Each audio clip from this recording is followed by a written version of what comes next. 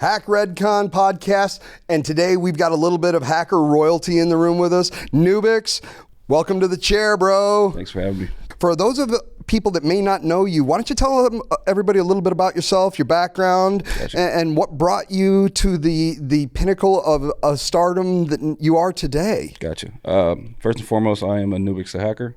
Started out in Long Beach, California. Very troubled past. We won't get too much into that. But I would say that I had a love for computers and everything computers ever since the 98 Bondi Blue. Played Oregon Trails on it. I wish I had some type of great story about hacking and bypassing firewalls, but it wasn't like that early on. It was more the love of the game and then hacking my environment, getting out of that crazy environment. So I did that. Life hacking. Yes, sir. Absolutely. Did that. And then when my son was born, I figured that I can't tell him to do what he really wants to do if I don't do it myself. So saved up some money from the whole AMC stock rally. And then started buying courses, getting into tech. Started off with a help desk job at Galbraith Laboratories out there in Tennessee. And then started taking a lot of courses through Stormwinds Academy, where I met Ken Nevers. And he was like, what are you doing next week? We got a cybersecurity conference at Hackspace. It was the first one. Convinced the president and CEO of the company at the time to maybe I should go down there, get some skill sets to help out. Went down there, helped out. I refer to it always as my crossing of the Rubicon. That was the time when I felt, hey, this is what I want to do. I have just been really building out my internal network ever since and leveraging that. I'm actually going to do a talk about that today here, about how to bypass the HR firewall and really leverage your private network to get to somebody who's more technical and land you that job. So if you're not here at the con, I've said this about a lot of the talks that are going on this week. They'll be available online afterwards. So if you miss it in person, definitely want to see this. You know, I find it really interesting, man. We have very, very similar pasts, but you seem to be a hell of a lot smarter than I was. You know, I'm from the west side of Detroit. Gotcha. And unlike you who decided to, you know, try and get yourself out of that, I was actually too deep into it, and it led me down some crazy roads that had me members of, you know, motorcycle gangs for most of my life. Like you know, you said it was your son. You know, I'm ashamed to say it, but I didn't have that kind of internal strength when I had my children. It wasn't until they handed me my first granddaughter that, you know, I had that same kind of an effect. Basically breaking in half, just looking at this infant. It was like, how am I supposed to keep doing what I'm doing? You know, and to steal something from the recovery community, it was like, I'm going to wind up either dead, in jail, or in some kind of an institution. And I made a promise that day in that hospital. I said that, you know, my grandchildren will never look at me in fear, and I need to try and find a way to become something that they could be proud of. Exactly, 100%. You know, and I am so moved by the fact that you had that kind of internal strength in the beginning, and you know, it's honorable, and this is an amazing story that I wish more people could hear. Well, because of you, they will be. So I appreciate it. Well, we're going to do that. And not only that, man, you know, I'd love to get you on my podcast, The Cyber Cognition with Hutch. Yeah, for sure. You know, because you are a legend in this space, you know, and you have helped so many people over the years. You know, what drives you to be Nubix? Realistically, I had really good mentors, right? You know, and these were these individuals that were Gen 1, Gen 2 hackers, right? I say this all the time when I meet people, like a lot of the new individuals, all they care about is cybersecurity. Hey, I want cybersecurity. I want to make a lot of money, but they don't understand the tinker mindset. They don't understand breaking things apart, building it back a better way, how we wanted it to work. We don't care how you guys want it to work. You know, we want to make it work the correct way.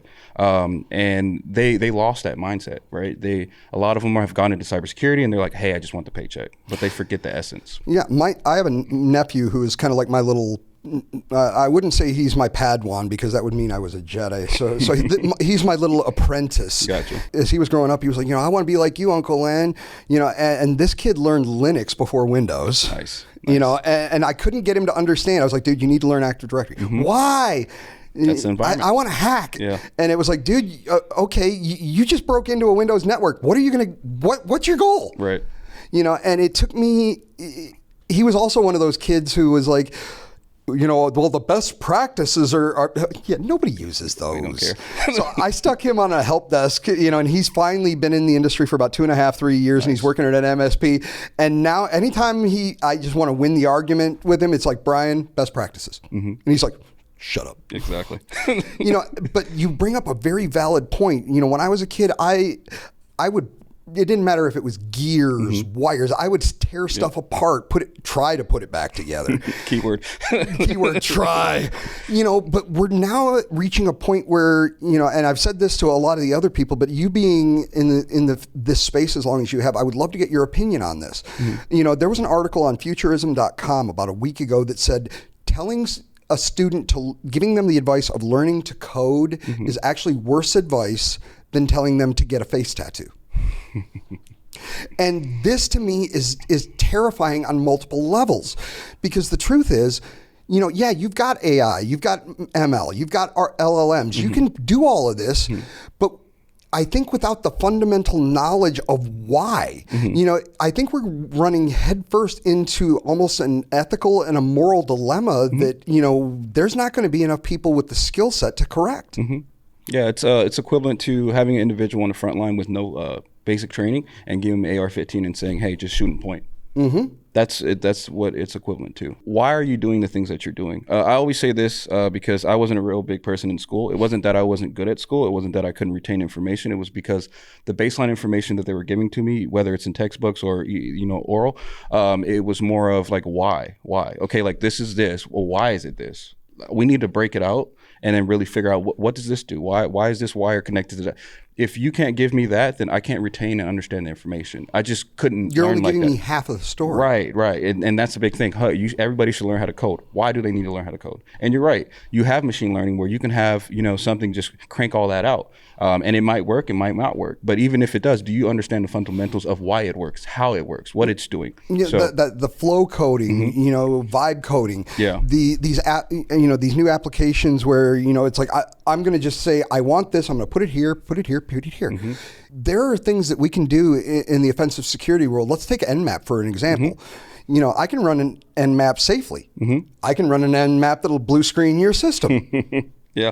And to me, it's those kind of things. And it's, the fact that we played with this stuff and we were like, oh, I wonder what happens if I set, an intrusive scan. Oh, I don't want to do that again. Right. Without that, what does the future of our industry look like? And just out of curiosity, I'm making an assumption here, but I'm assuming you're Gen X. Yes. No, not a millennial. Okay. Yeah. Very, very cut. 89. Cusp. Yeah. Cusp. Yeah. 89. I'll accept that as kind of, we'll call you the last of Gen X. Yes. But my generation and the cusp there, we have this natural skepticism against things that doesn't seem to exist anymore. Yeah, 100%. And how do we try and get curiosity into a group of youngsters that we've basically taken away the need for ingenuity and creativity? To give an example, kind of like what we're doing here with Snack Space Con, right, or SnackCon. It's turning a well-known like CTF type version thing and then placing it in the margins, making sure that it's not something, it's part of the con, but it's not official, right? So then it allows you to fill a void. Exactly what you're talking about is you have to spark curiosity. You cannot enforce anything. If they don't want to do something, they're not going to do it, no matter how much you oppress it on them. So just being able to spark an idea and having them run with it. So they feel like it's coming from them. It's not coming from, nobody wants to do what their dad or their mom told them to do. Nobody wants to be told right? what to do. Yeah, they don't want that. And especially like from my generation, especially from your generation, like authority figures, like we don't play with that at all. Sparking curiosity. How do we do that? It just depends. But first and foremost, I think we all have to dig deep and really feel, how do we want to combine the different cultures and where do we want to go? I think DEF CON is doing good things with that. And for the last couple of years, they've been plateauing it up about how we do that, how we take the steps, and who's going to lead that journey. Yeah. And to be honest, I've been going to DEF CON pretty consistently since about 2012, 2013. Okay. And I've watched what I'm going to call the commercialization of our main event. I don't even go to DEF CON anymore for sessions at all. I go strictly for networking. Exactly. You know, and then if there's any sessions worth watching, I catch them on YouTube after the fact. Yeah. You know, but back to the concept of sparking curiosity, I think that's a really good point. And I also think it becomes harder because when we were younger, we saw the internet come about. You know, we saw mobile devices come out. We're dealing with youngsters now that this is their normal from the point of birth. You know, and to be honest, they don't seem to get excited or surprised by much of anything anymore. I mean, so maybe, taking what we do as offensive security, maybe, like you said, trying to do subcons or little activities, but how do we move this outside of the con or say the B-sides, the DCs, and how do we get this into schools, get it into the communities? That might be the hard part. You know, they already have their frameworks, their methodologies that they utilize, and if it doesn't merge properly, then they're going to make sure that doesn't work for them, right? I would say a plan of attack that I would do is start doing small things like this, right? Getting those videos out, making those podcasts, and then you start inserting these into set groups little by little by little until they start just metastasizing, and then you have an individual that's higher up on the food chain that's like, hey, maybe we should try to implement this little thing. Let's do a little beta run, and then from there, if it sparks. When it sparks, then there you go. You have it now. You have something, a launching pad to go from. I like that. You know, one of the things that I'm doing, and I'm doing this just to see what happens, is I actually just wrote a children's learning to read book that is embedding basic principles of privacy and cybersecurity. To be honest, the reason I made this is because I watched how my daughters interacted with my grandchildren. Gotcha. You know, and I have, both sides of the spectrum. I have one granddaughter who they've kept very much away from social media, technology.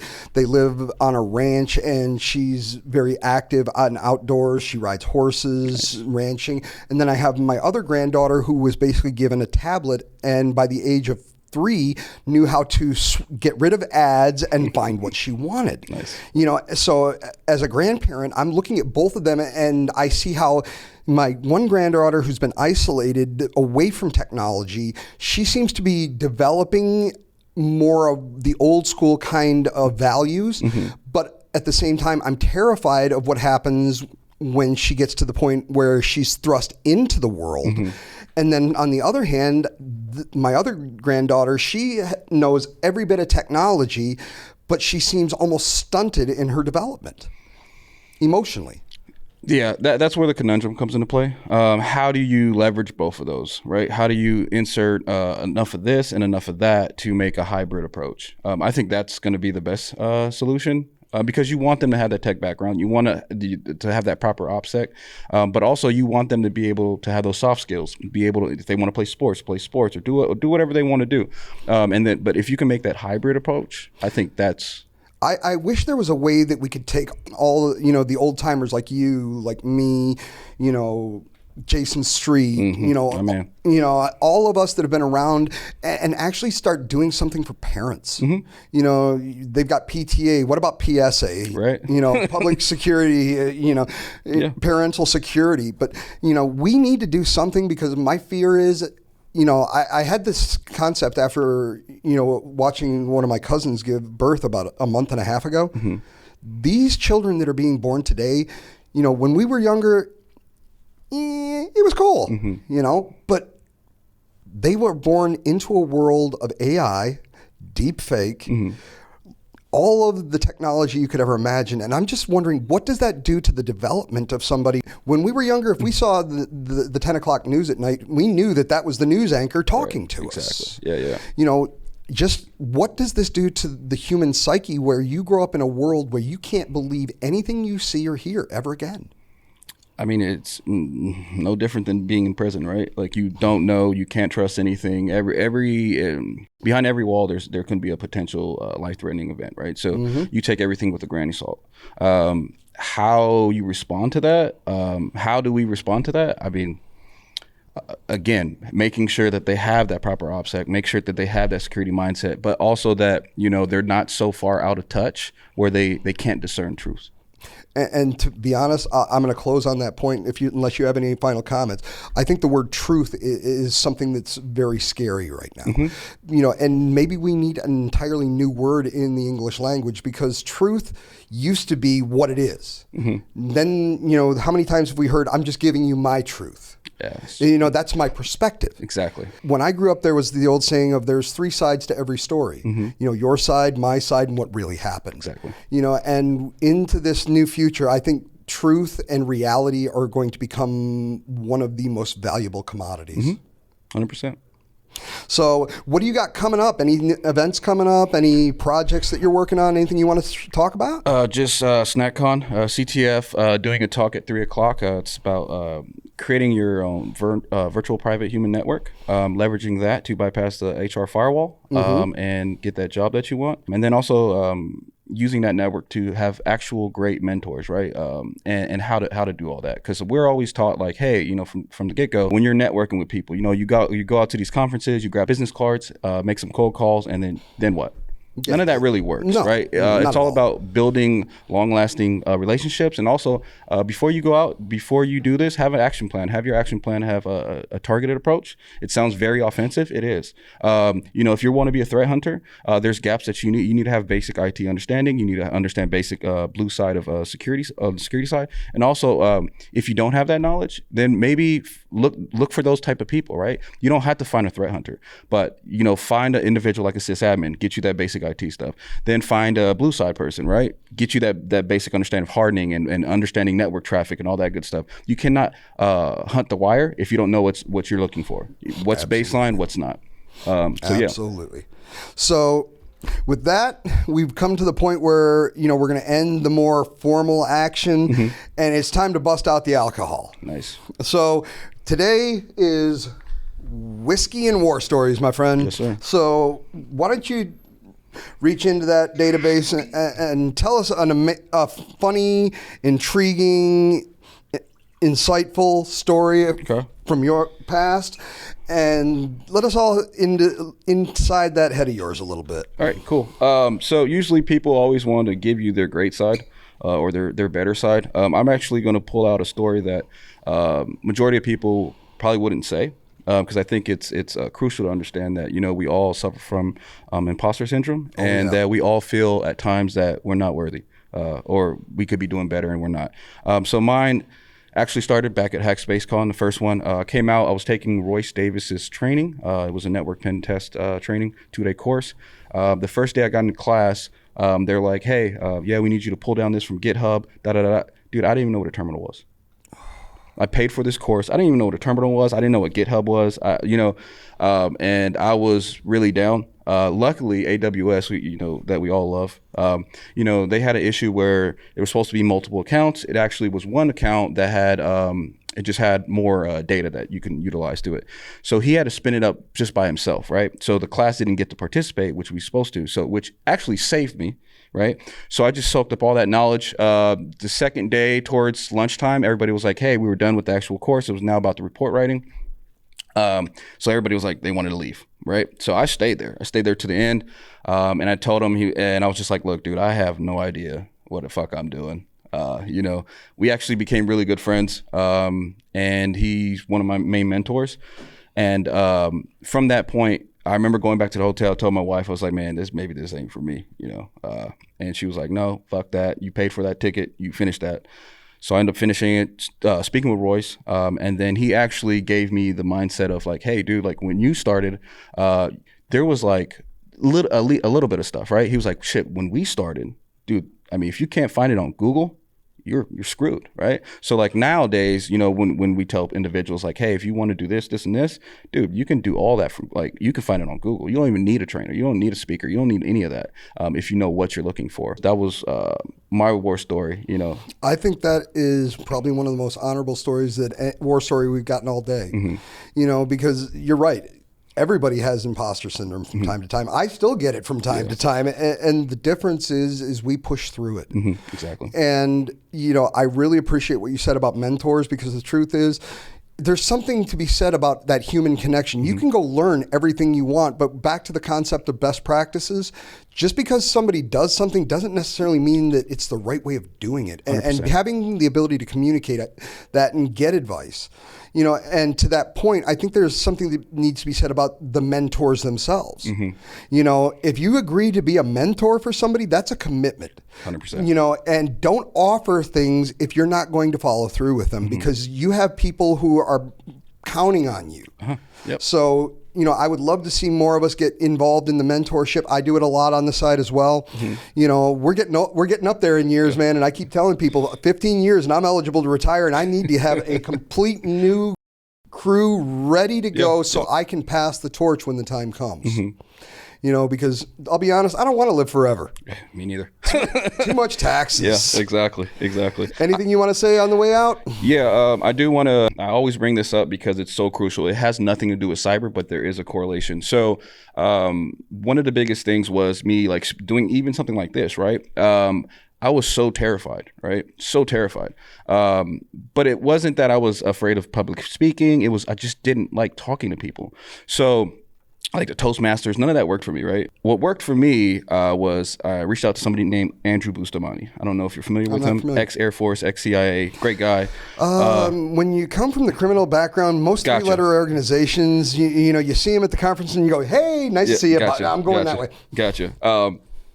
Great guy. You know, can't say that about everybody else, but this is a good dude. I took 2 of his street craft courses, and that has helped me tremendously, not even just in basic communication, but also just on my whole career trajectory. Like, so currently, the thing I will say is I work for InfoShield as a cybersecurity analyst, so dealing with straight nuclear. That's what I will say. But just even that, being able to be confident to go in and, you know, take in a whole new regulatory liability, so to speak. Oh, yeah. From not knowing that domain and then taking and run with it. I mean, that wouldn't have happened without his course. If somebody was interested in this course, how can they find it? Everydayspy.com. Yeah. Absolutely. Exactly. I am all about giving resources. Yep, 100%. And, you know, I'm going to end my side with this. I believe anybody can achieve anything they want in life. You just have to be willing to put in the work and the effort to get it. 100%. You know, I came from the streets like you did. Yes, sir. You know, and if we can both be sitting in these chairs, we can stand as testaments to everyone that, you know, if you want it bad enough and you're willing to put in the effort, you can get it. And you can get out of that hole that you started in. Exactly. I will say one thing. If anybody wants to connect on LinkedIn, please. That's R2600. So that's my information on LinkedIn. If anybody's looking to get into cyber, and, you know, I wouldn't go so far to say, you know, I'll help mentor you, but I will definitely help come up with an action plan, and you can start. We can give you direction. Exactly. But I do want to put that out there because I feel like it's not enough to just say, hey, you know, you need to bust your ass. No, get out there. I agree. You really need to help have them understand how to create their own action plan. You got to point them in the right direction to get on that path. And to that point, you know, I'll offer up the same thing to anybody. You know, find me on LinkedIn. I may not be able to mentor you specifically, but I'll help point you in a direction. 100%. Yep. And with that, thank you for joining me today. Sir. Yep. The podcasts of Hack Redcon continue after this. Cheers.